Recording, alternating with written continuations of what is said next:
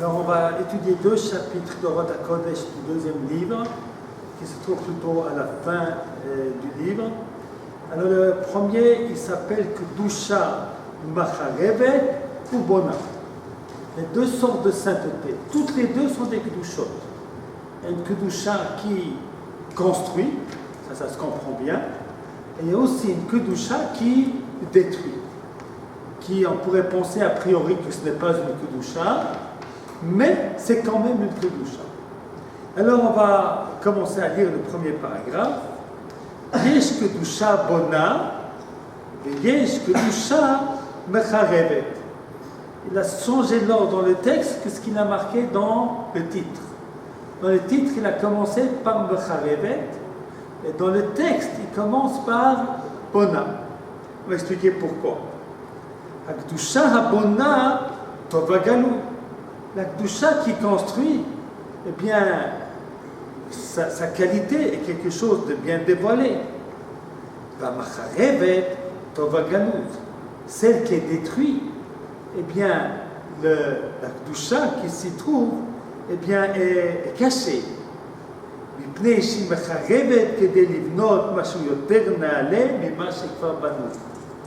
Son but est de construire quelque chose qui soit supérieur de ce qui était construit auparavant. Alors on va expliquer quelles sont ces deux sortes de Kedusha. On va faire encore un paragraphe qui va nous aider à tout comprendre. המשיג את סוד הקדושה המחרבת יכול הוא לתקן כמה נשמות. Celui qui est capable de saisir le secret de la sainteté qui détruit, eh bien, il peut réparer beaucoup de personnes. Le fi godel asagato car gadol ou koach tikuno.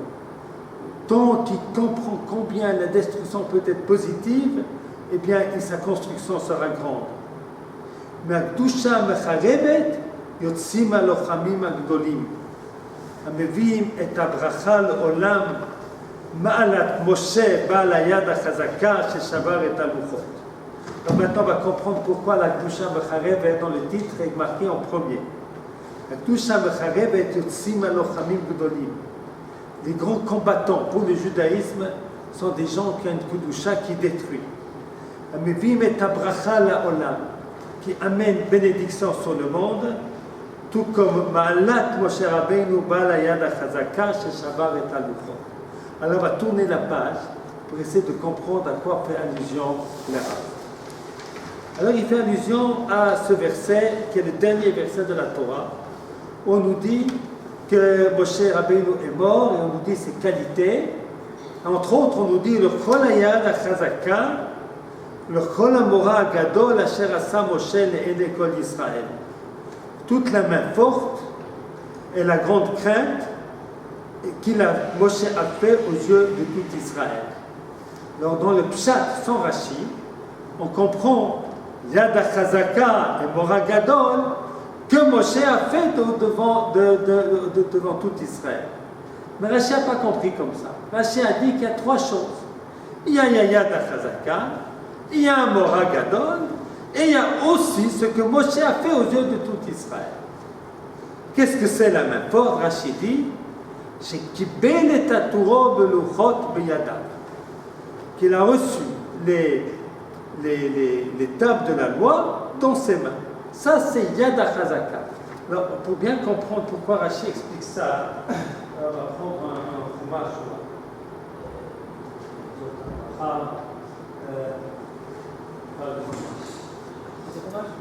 Parchat Dvarim, c'est faire Dvarim.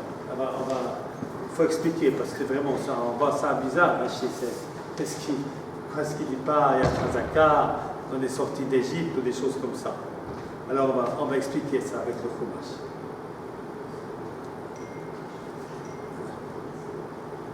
Alors on va continuer en attendant que le Chumash arrive.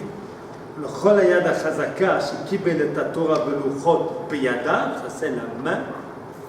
Le Chol HaMorah HaGadol Nissim u'Gvorot, c'est le Midbar HaGadol VaNorah, les miracles qu'il a fait dans le désert. Alors on va tout de suite comprendre, on va voir le dernier verset de Zot HaBracha, on va tout comprendre. Qu'est-ce qui amène Rashi à expliquer comme ça?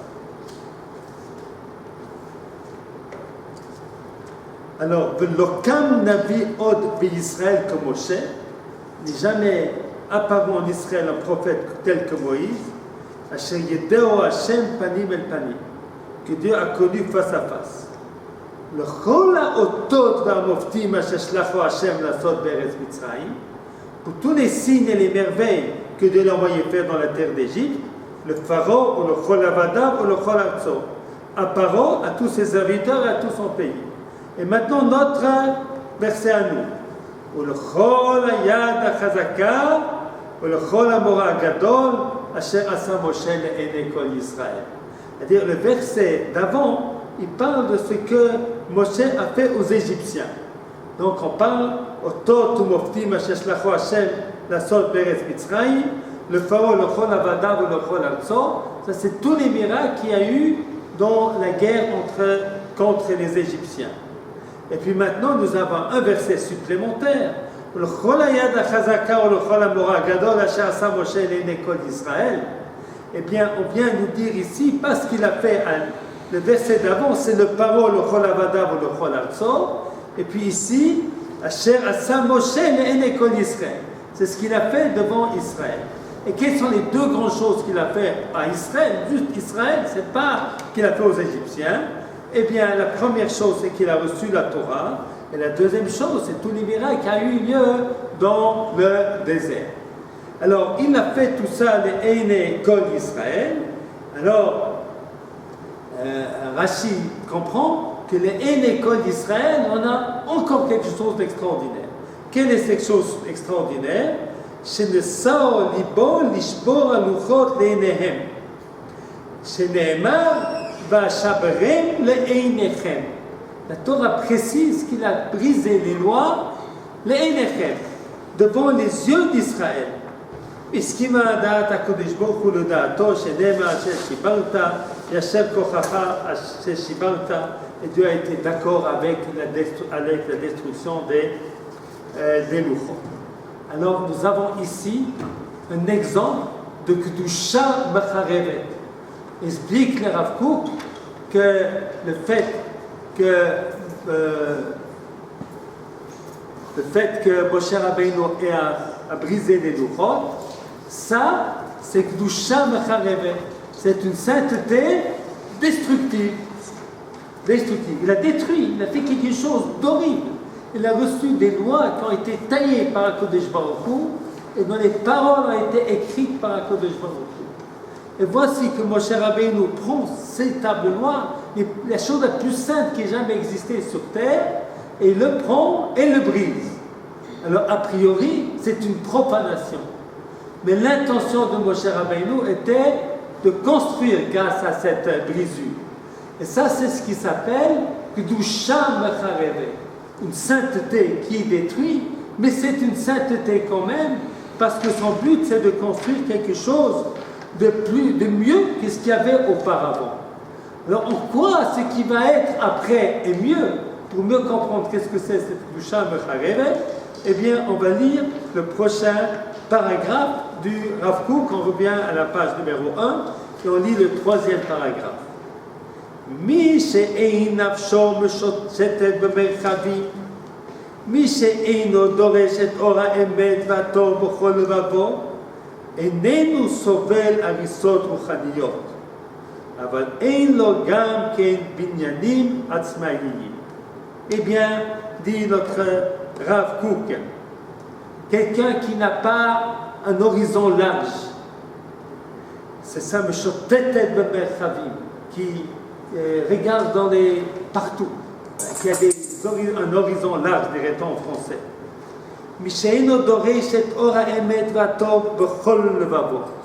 Qui ne recherche pas le bien de tout son cœur. Il ne peut pas supporter qu'il y ait des destructions de spiritualité. Il ne peut pas supporter qu'on brise les tables de la loi. C'est impossible pour lui de pouvoir supporter une chose pareille. Aval eino gam binyanim atzmiyim. Mais il n'est pas capable de construire quelque chose d'indépendant qui vient de lui. Oui. Pourquoi c'est une harissa rouhanite, le fait de détruire les tables de loi? Parce que les tables de la loi, alors excellente question, quoi c'est une destruction? C'est une destruction, c'est une brisure. Tu prends quelque chose de très simple. Admettons qu'aujourd'hui, quelqu'un vienne dans un Beit Knesset et dise, voilà, vous conduisez mal, alors je prends cette Torah et je le brûle devant vous. C'est quelque chose qui n'est pas supportable de comprendre, d'accepter. Comment on peut faire une chose pareille? C'est pas parce que, voilà, alors... C'est une harissa rouhanite. C'est-à-dire le contenu du Sefer Torah, il ne peut pas bouger à cause de ça.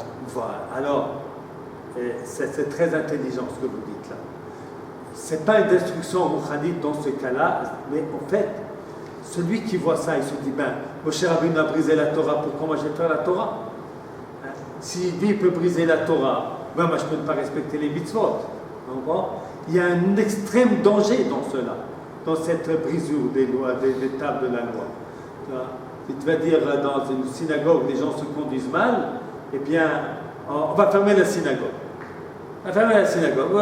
Vous parlez pendant les prières, on va fermer la synagogue. Non. Bon, il y a des gens qui vont, on va faire la synagogue, on ne vient plus à la synagogue. Non.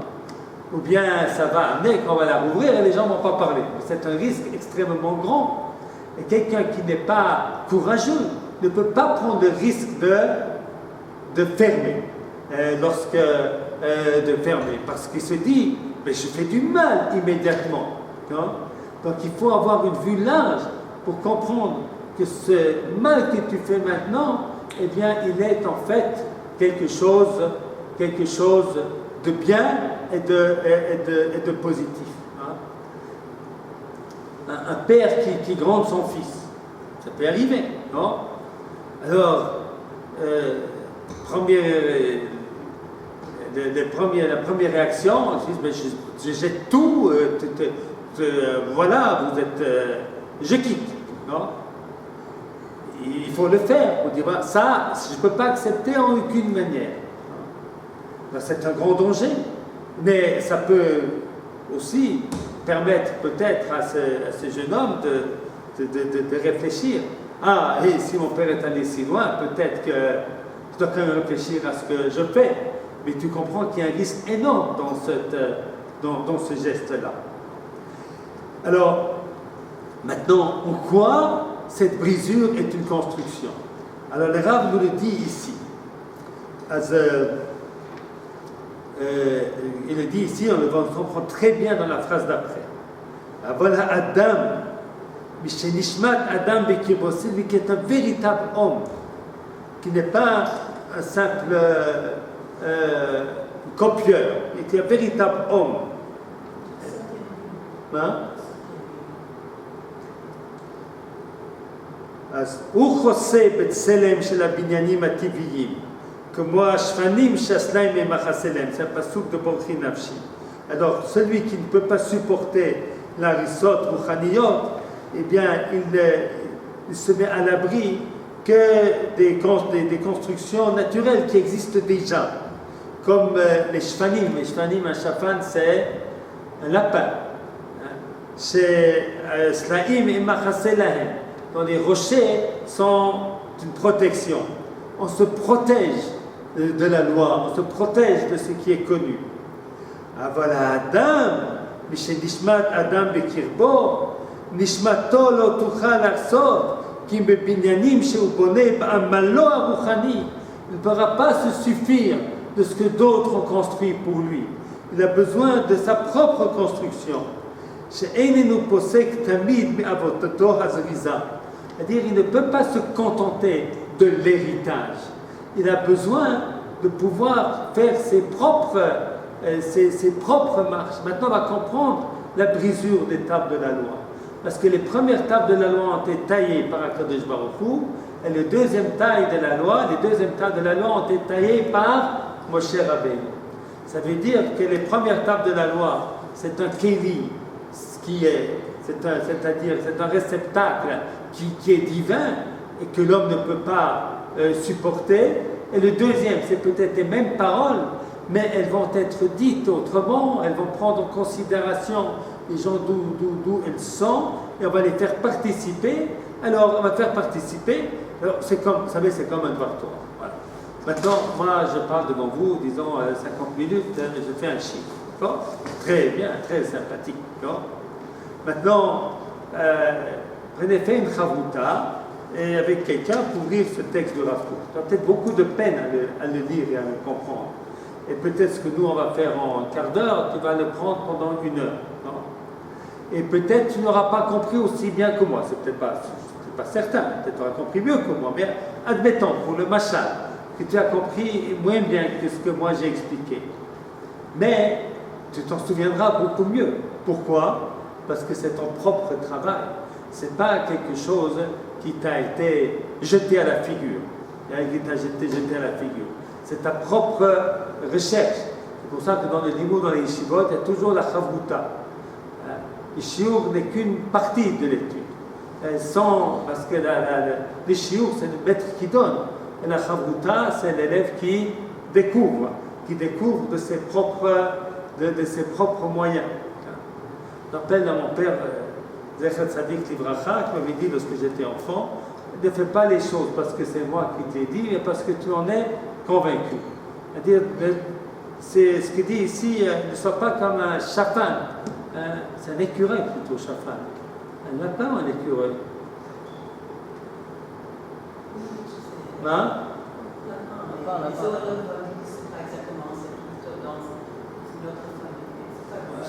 Voilà. Bon, enfin, lapin ou écureuil, enfin n'importe, c'est pas un écureuil. C'est une sorte de lapin. D'accord? Eh bien, qui est à l'abri de ce que d'autres ont construit. Chaque être humain a besoin de construire sa propre spiritualité. Et c'est ça que montrent les nouvelles tables de la loi par rapport à celles que Moshe Rabbeinu a brisées. Là-dessus, je vais encore expliquer quelques éléments pour bien comprendre cette brisure des tables par Moshe Rabbeinu. Il y a dans cette brisure de la table, c'est pas le Rav Kook qui l'a dit ici, il y a dans cette brisure de la table un enseignement majeur. C'est qu'il y a un lien indéfectible entre le peuple d'Israël et la Torah. On peut y penser que la Torah, elle existe, le peuple juif, il existe, indépendants l'un de l'autre. Donc si les Juifs ne font pas la Torah continue d'exister. Moshe Rabbeinu, en brisant les tables de la loi, lorsque les enfants d'Israël font de l'idolâtrie, eh bien, il dit bien, si vous faites de l'idolâtrie, il n'y a pas de Torah. La Torah, elle est liée avec vous. Ce n'est pas un livre de bibliothèque, mais c'est un livre de vie qui nous accompagne. Alors, il a donné une leçon extraordinaire aux enfants d'Israël. Il a donné encore une autre leçon, très, très, très importante. Et ça, c'est pour comprendre les mezuzah, les tefillin, etc. Par exemple, on dit que les mezuzot, ça nous protège.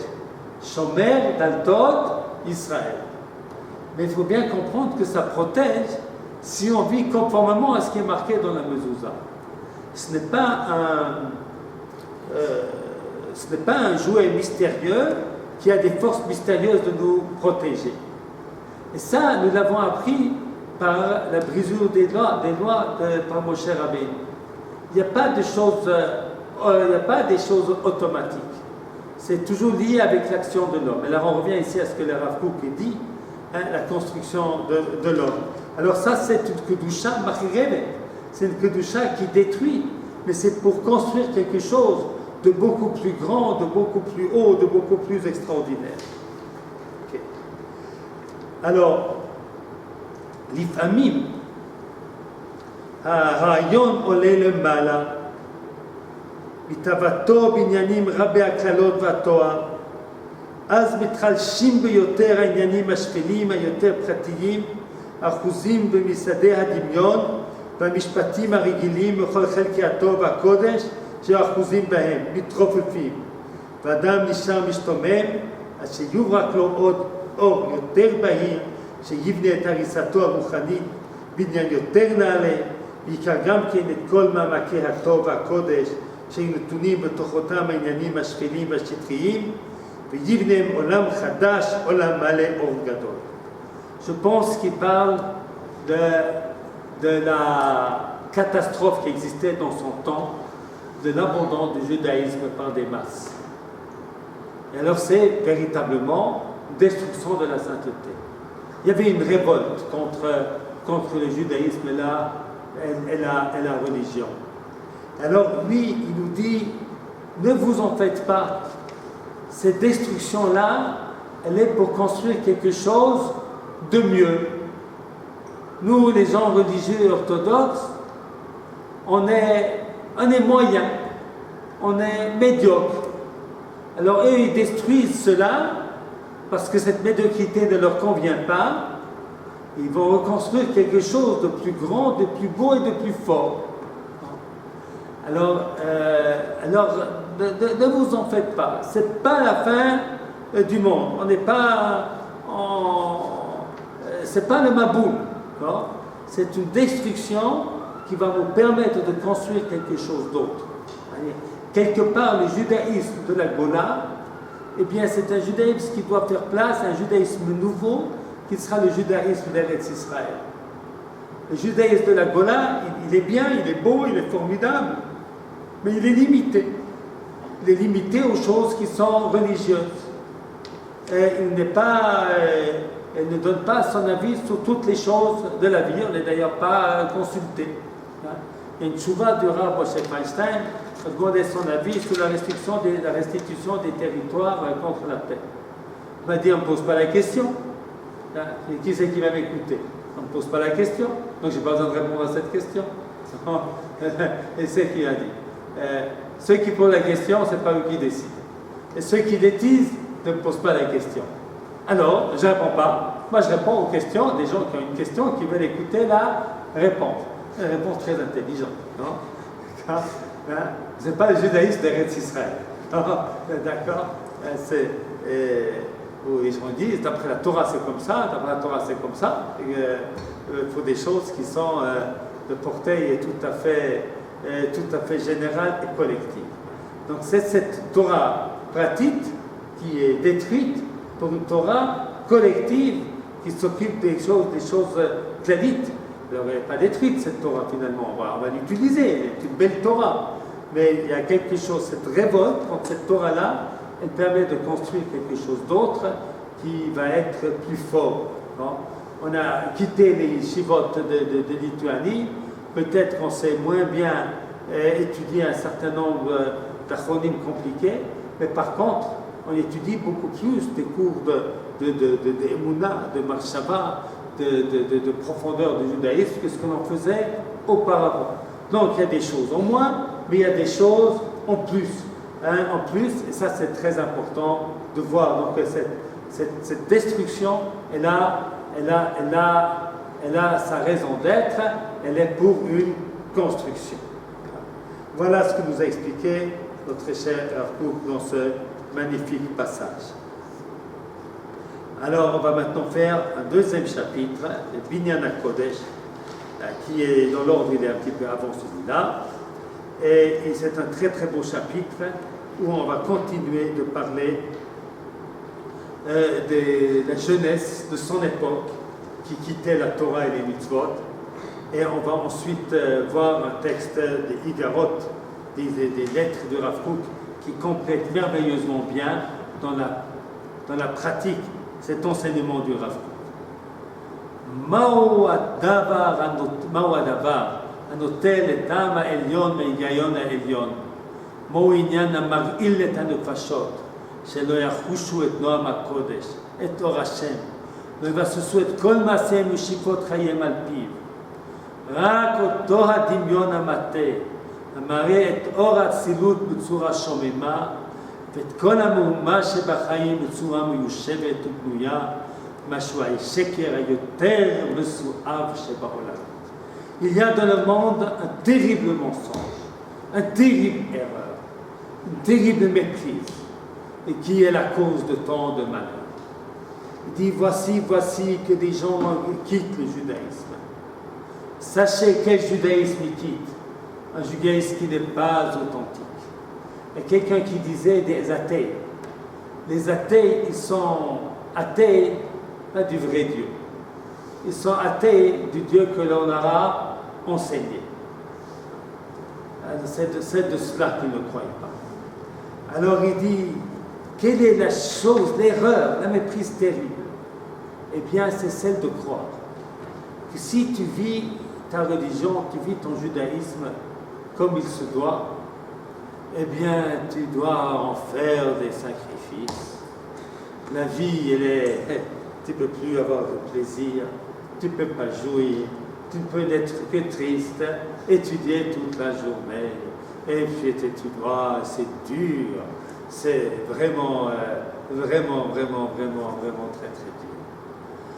Ah, pourquoi entrer dans cette chose-là? Tandis qu'à l'extérieur, wow, c'est un monde magnifique. On peut courir, on peut jouir, on peut un petit peu d'alcool, un petit peu de filles, un petit peu de moadonyme. Ah, la belle vie. Hein? Pourquoi quitter une belle vie pour une vie triste? Alors, il y a dans cette réflexion deux erreurs. Que si tu vis avec la Torah, c'est une vie triste, et si tu vis sans la Torah, tu vis heureux. Il dit voilà le mensonge. Non, c'est pas vrai que c'est comme ça. Alors on va redire la phrase pour la traduire dans les mots. C'est une si belle phrase.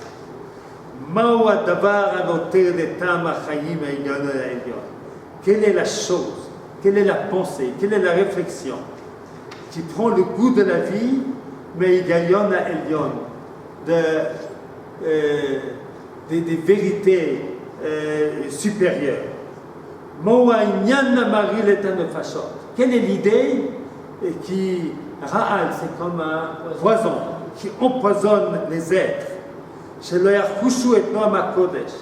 ne peuvent pas sentir, qui ne peuvent pas ressentir, non à ma Kodesh, combien le Kodesh est agréable, et Or Hashem, et qui ne peuvent pas baser toutes leurs actions et tous leurs souhaits sur la Torah. Eh bien, qu'est-ce qui fait cela? Rak oto hadimyon amate, uniquement cette imagination qui trompe, et or atzilut b'tzura shomema, qui présente et hodat atzilut, c'est-à-dire la beauté d'atzilut, de ce qui est saint, de ce qui est élevé, b'tzura shomema. Eh bien, c'est présenté d'une manière qui est tellement triste, tellement vide, tellement sans action. Et puis toute l'agitation qu'il y a dans la vie, de la présenter comme quelque chose de stable et de construit.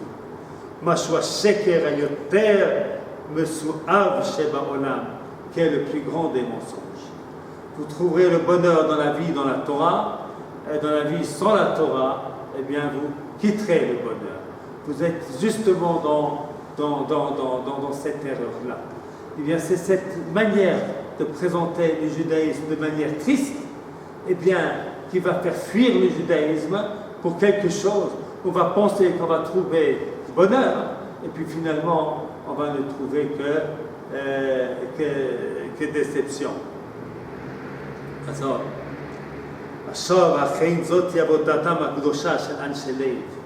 Voici le travail des gens qui ont du cœur. La sof tamid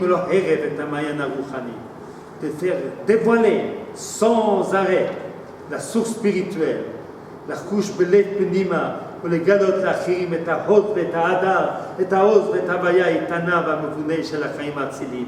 Tout ce qu'il y a de beau, de grand, de magnifique, d'extraordinaire et de fantastique dans une vie qui est atzil, qui est digne. Hashem kor chayem hu harakodesh, hamitrapek al ahava elyona avat Hashem, bezif tarata v'atzma v'ora. Dans la source est la Torah et ses mitzvot. Mitoch hagarazu, si on reconnaît cela, que dans la Torah judaïsme tu as beaucoup de bonheur, neguot yetzu, beaucoup de sang, beaucoup de tristesse sortiront. La vie sera purifiée. La nation dans son ensemble trouvera son but. Le secret de ces combats de ces combats. C'est un combat bien compliqué de montrer la beauté, la magnificence qu'il y a dans une vie de Torah. Alors, la semaine dernière, j'ai interviewé un élève qui voulait entrer à la yeshiva et qui était dans le doute. Là, je demandais pourquoi les côtés de sa réflexion. Pourquoi venir à la yeshiva et pourquoi ne pas y venir. Alors, d'abord, ne pas y venir, c'est très simple parce que ses copains, ils vont pas en yeshiva, ils vont tout de suite à la c'est avec les copains. Et puis, bon, il s'est renforcé un petit peu le judaïsme cette année-là. Mais d'aller à la yeshiva, c'est quand même c'est dur. Hein? C'est vivre quand même dans un cloître. Hein? Cloître de Kochav Yaakov. Hein? Alors, bien qu'il se renforce et qu'il dit, je sais, si je vais à l'armée, je ne serai pas religieux. Hein? Et j'ai envie d'être religieux. Alors, il faut qu'ils soient encore un jour de la yeshiva, qu'ils voient que les élèves finalement sont souriants, qu'ils sont heureux, que la Torah ne les empêche pas de vivre pleinement.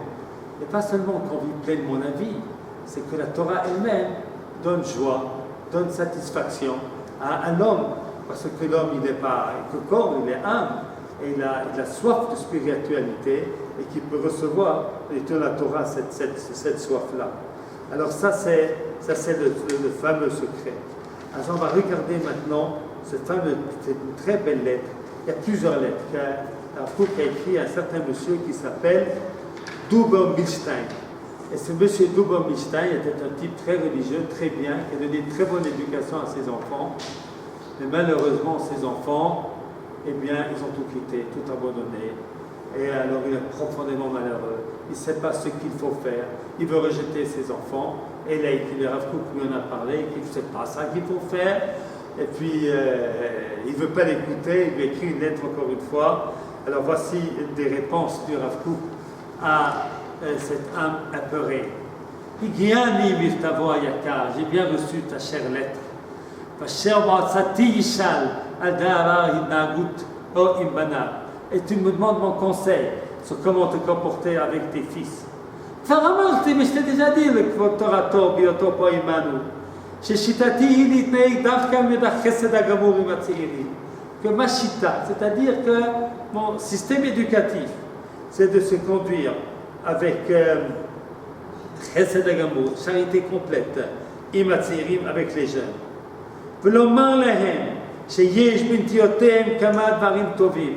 Ils quittent la religion, oui, mais il y a beaucoup de bonnes choses dans leur démarche. Que toute leur erreur,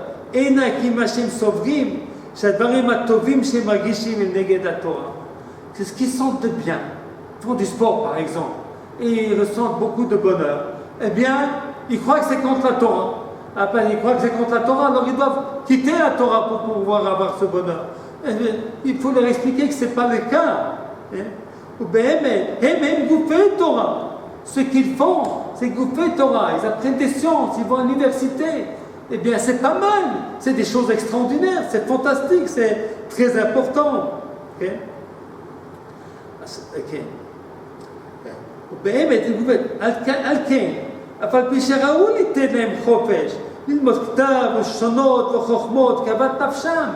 C'est-à-dire d'étudier tout ce qu'ils ont envie, toutes les sciences.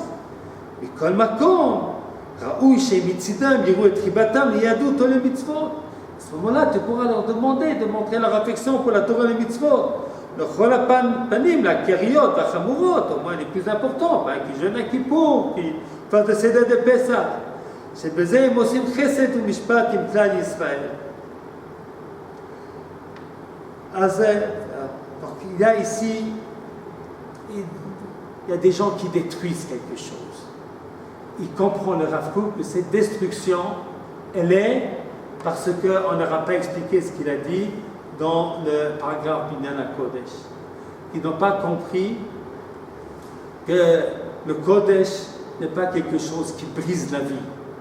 Ça ne brise pas la vie. Donc, ils peuvent appartenir à l'un et à l'autre des mondes. Et c'est ça qu'il faut leur expliquer. Alors en vérité, il fait du moussard, du papa Milstein. Parce que le papa Einstein, lui, il n'a pas voulu que ses enfants vaillent à l'université, qu'ils étudient des sciences. Il n'a pas voulu, il a dit, hop, c'est pas permis, il ne faut pas. Alors, il y a un monsieur Yishuv, dont sa fille voulait, enfin, elle a voulu, elle le fait, aller à l'armée. Papa est religieux, très gentil, il m'avait dit, mais enfin, qu'est-ce que je fais, ma fille qui veut aller à l'armée? Mais je lui ai dit, c'est très bien, tu peux être fier. Elle a de l'idéal. C'est vrai, c'est l'idéal d'aller à l'armée. S'il n'a pas pu, elle n'a pas besoin d'aller à l'armée. Et c'est quand même fatigant d'aller à l'armée. Donc c'est une fille qui a de l'idéal. C'est formidable. Et elle a peine à comprendre, c'est bizarre, parce que c'est très simple à comprendre. Hein? C'est pas compliqué.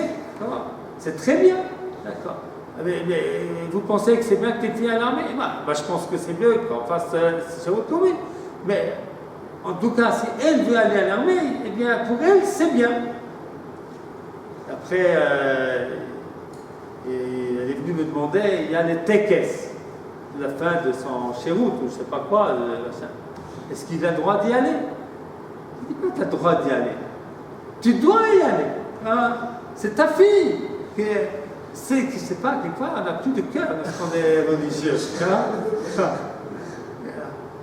Ta fille, c'est ta fille. Comment ça fait? Alors, je me rappelle de mes parents, enfin, qui étaient fâchés avec moi parce qu'ils n'étaient pas d'accord de ce que je faisais, que je suis allé à Paris, j'ai ouvert une école, ils n'étaient pas trop d'accord, ils n'étaient même très pas d'accord. Voilà. Ils trouvaient que j'étais pas bien, c'est pas du tout bien. Alors j'ai été invité une fois au colloque des intellectuels juifs de France pour donner un discours. On m'a invité une fois, on va inviter une deuxième, n'ayez pas peur. C'est voilà. Mais pour lui, ça c'était vraiment. Ça, c'est d'accord. Il n'a pas pu ne pas y aller. C'était impossible. C'est la famille quand même, c'est Kavod de Doumé, hein, voilà. Alors, aussi un papa, il a sa fille. Tu ne peux pas ne pas y aller. Si tu penses que les gens vont te voir, eh bien cache-toi, mais vas-y. Et puis embrasse ta fille avant le tekes et après le tekes, parce que voilà. C'est vrai, c'est une bonne chose. C'est des gens idéalistes. Et si tu dis que c'est pas bien, alors c'est pas bien, ça veut dire que la religion ne me permet pas d'aller à l'armée. Si la religion ne me permet pas d'aller à l'armée, cette religion c'est une mauvaise religion, puisqu'elle ne me permet pas de faire ce que j'ai envie, qui est finalement quelque chose de bien et de kadosh. Alors, c'est enregistré en plus, on va dire que tes filles doivent aller à l'armée. Non, je ne dis pas qu'elles doivent aller à l'armée. Je dis que si elles veulent aller à l'armée, eh bien, il faut les accompagner avec beaucoup d'amour et de compréhension.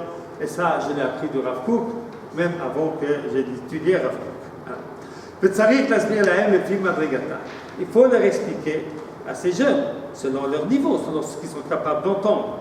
שלעשות הצדקה הנצחית עם האומה, המסייש מה שיגרמו מצידם, שהוא בקרבה הדברים מקודשים לה מראש מקדם, הוא דבר ישר לכל אדם, איש ישראל צריך להרגיש את היושר הזה באופן יותר גדול, מפני שבכל אופן יוכל אפילו היותר ירוד שבנו למצוא, שיש לנו איזו הסתיינות מכל הרמים ברוחניות, וזאת הסתיינות אין ראו לכל ישר דרך, לגרום מצידו שתהיה נשפלת, כאמור לגרום לה חשיבות לידי מה שמתנהגים ביחד עם ההשכלה והסדרים החדשים בחיים לפי הזמן, בכל זה בדרכי ישראל. Eh bien, il faut leur expliquer, c'est très bien ce que vous faites, le Ruach Hazman, la modernité, mais ce n'est pas une raison pour autant d'abandonner nos bonnes et vieilles traditions qui ont quelque chose d'extraordinaire. C'est quand même ça qui nous sépare de toutes les nations. C'est quand même le peuple juif qui est un peuple d'une haute spiritualité, grâce à toute cette Torah et toutes ces mitzvot que l'on a fait. Alors, vous avez raison, les temps sont nouveaux, les temps sont différents, allez de l'avant. Mais ce n'est pas une raison pour tout jeter. C'est une chose qu'il faut expliquer. Mais si on explique que ce qu'ils font n'est pas bien, on ne pourra pas les rattraper. Si on leur explique que ce qu'ils font est bien, eh bien, on pourra les rattraper. Alors, ok. Voilà.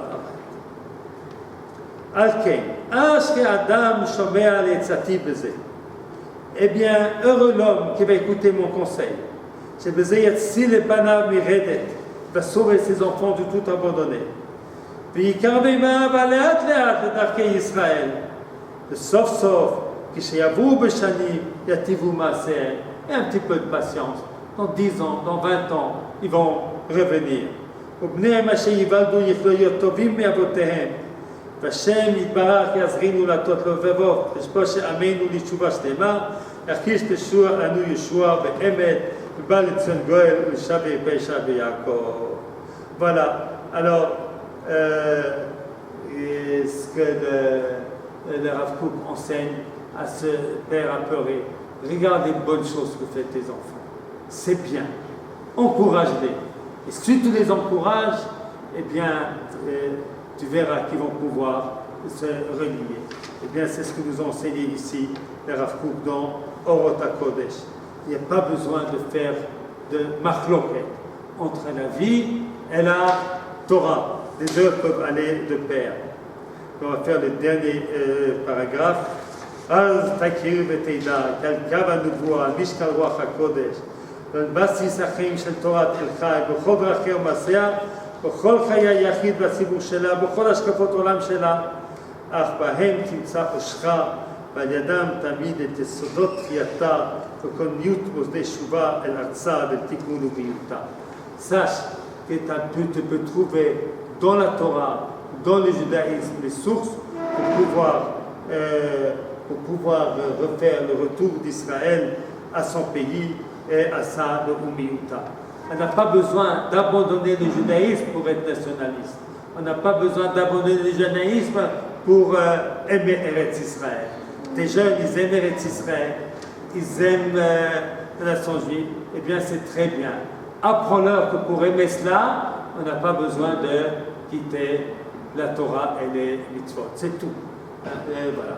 Donc c'est un enseignement magnifique que nous fait ici le Rav Kook. Voilà, on va faire un tout petit peu de halakha puisque c'est avant Pessah. Voilà.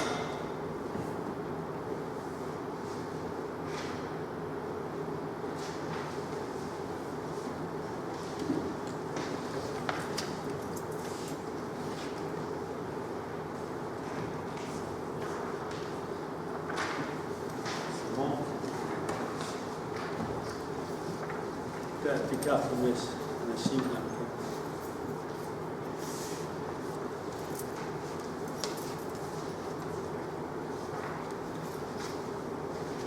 Alors,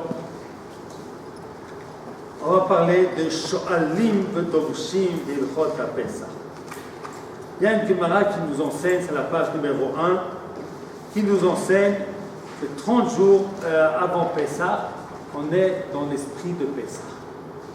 אז אמר רב יהודה אמר רב המפרש והיוצא בשיירה קודם 30 יום אין זקוק לבאר, תוך 30 יום זקוק לבאר. Alors quelqu'un qui quitte chez soi, si c'est plus de 30 jours avant Pessah, eh bien il n'a pas besoin de se préoccuper du Hametz qu'il y a chez lui à la maison. Viendra Pessah, eh bien il fera l'annulation dans son cœur de tout ce Hametz. Et même s'il y a plein de Hametz à la maison, c'est pas grave. Parce qu'il viendra à la maison après Pessah, ce Hametz-là, il le liquidera parce qu'il est interdit de consommer, mais il n'a pas besoin de faire des grands nettoyages. Mais s'il quitte dans les 30 jours avant Pessah, eh bien, là, c'est sa maison. Eh bien, il faut bien le débarrasser du Hametz. La Gemara pose la question, Hanesh Toshi Mai Avidetai. Ces 30 jours d'où ils viennent, que de Tanya, comme on a appris dans une braïta. Shoalim v'dorshim b'ilchot HaPesach, kodem HaPesach shoal 30 yom. On a l'obligation d'étudier les lois de Pessah 30 jours avant Pessah.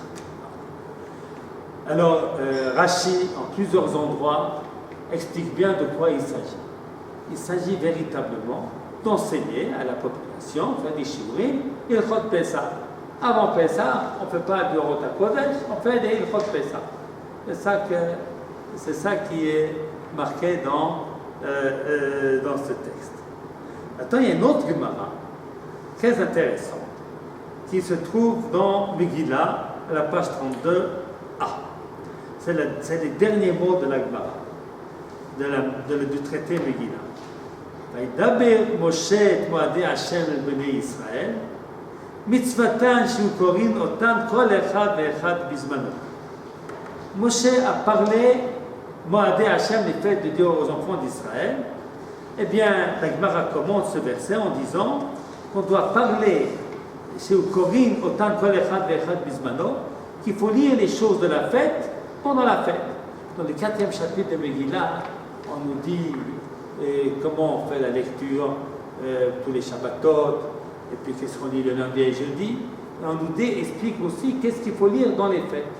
Par exemple, à Shavuot, il faut lire les versets qui parlent du don de la Torah. Et puis, on nous dit aussi quels sont les haftarot. Maintenant, d'où ça vient? Eh bien, ça vient de ce verset-là, qu'il faut lire aux fêtes ce qui a un rapport avec les fêtes. Tanu Rabbanan, nos maîtres nous ont enseigné, Moshe tiken ha'Yisraël shushalim v'dorshim minyano shel yom, Elchot Pesach v'Pesach, Elchot Atzeret b'Atzeret v'Chag v'Chag. Eh bien, Moshe Rabbeinu, c'est une institution de Moshe Rabbeinu de parler des lois des fêtes à l'occasion de chacune des fêtes. Alors, les commentateurs ont trouvé une contradiction. Il y a une Gemara qui nous dit qu'il faut parler des fêtes 30 jours avant la fête, puis une autre qui dit pendant la fête. Alors, comment comprendre cette contradiction? Alors, il y a cela beaucoup d'explications, et selon chaque explication, ça change un petit peu la halakha. Il y a une explication qui est celle de beaucoup de Rishonim, de Ran, de Rashba, de Ritva, qui dit la chose suivante, que Shalim de Dorshim, ce qui est marqué qu'il faut commenter les halachot, ce n'est pas une obligation, il faut continuer d'étudier ce qu'on étudie. Mais si quelqu'un vient chez le Rav pour poser une question, il y a deux élèves qui viennent poser une question, ou deux habitants qui viennent poser une question, l'un sur les lois de Pessah et puis l'autre sur les lois de Hanouka. Alors si on est dans les 30 jours avant Pessah, il faut donner préférence à celui qui pose des questions sur Pessah. Alors ça limite beaucoup la portée de cette Gemara. Et on a, bon, pour plusieurs raisons, on pense que cette explication n'est pas possible, mais elle existe, puisqu'elle est dite par certains de nos grands maîtres. Alors le Beit Yosef, il rapporte encore deux autres explications pour répondre à la contradiction qu'il y a entre les deux textes. Alors la première, c'est celle que je viens de vous donner. Ensuite, il nous donne une deuxième qui est très belle.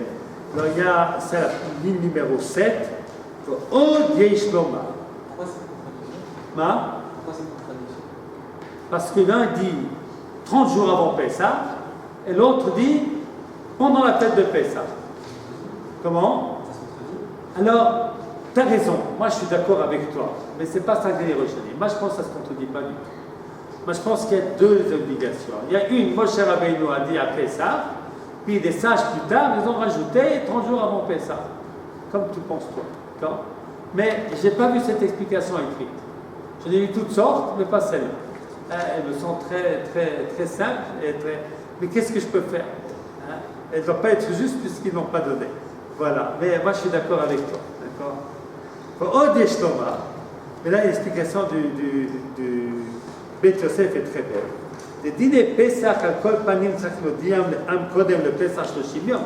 C'est sûr qu'il faut prendre la Gemara qui est à la lettre, que 30 jours avant Pessah, il faut enseigner aux gens les lois de Pessah. כדי שיש להם שהות רב להתעסק בתחילת החיטים, באפיית מצה, בגלת כלים וביעור חמץ. Parce qu'il y a plein de choses à préparer.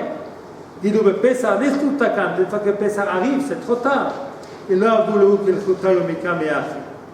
C'est pour ça que c'est uniquement Pessah. Les autres fêtes, les Batseret, les Kedinim Yoter, Misha Yom Tov, à Shavuot, il n'y a pas de loi spéciale. Au Besukot, c'est vrai qu'il y a pas mal de lois, mais elles ne sont pas si compliquées. אבל גם דאיקה מצוות סוכה ולולב, אין צריך ללמוד בהם כל כך דינים, אפילו סוכת גנבה ורבקה כשרה, pratiquement toutes les soukot elles sont kshérot. Il faut beaucoup d'efforts pour la trouver pasoul. Au betfanot, et les murs ils en suffit deux, shlichit afilu tefar, donc c'est très facile d'avoir une soukha cachère. Vous l'avez métrogim, on va les acheter chez les commerçants, rubam ksheri. ועוד שאין תיכת סוכה ולולב מרובה, c'est pas très fatigant. ודיין יתעסק בהם בערב החג, il suffit de les étudier la veille de la fête.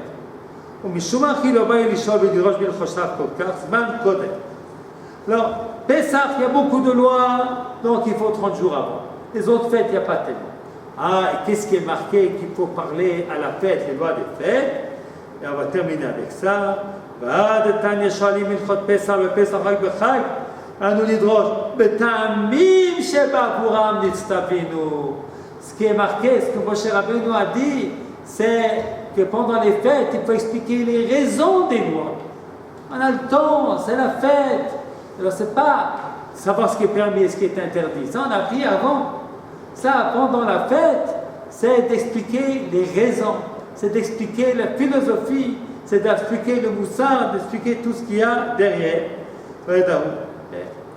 Et puis ensuite, deuxième explication, c'est ça, c'est des lois de Yom Tov, ce qui est interdit et permis de faire. Et ça, c'est à toutes les fêtes, il y a Yom Tov, donc ça, c'est pour ça que c'est à toutes les fêtes. Alors ça, c'est l'explication de Beth Yosef. Il y en a encore d'autres, mais on n'a pas vraiment le temps.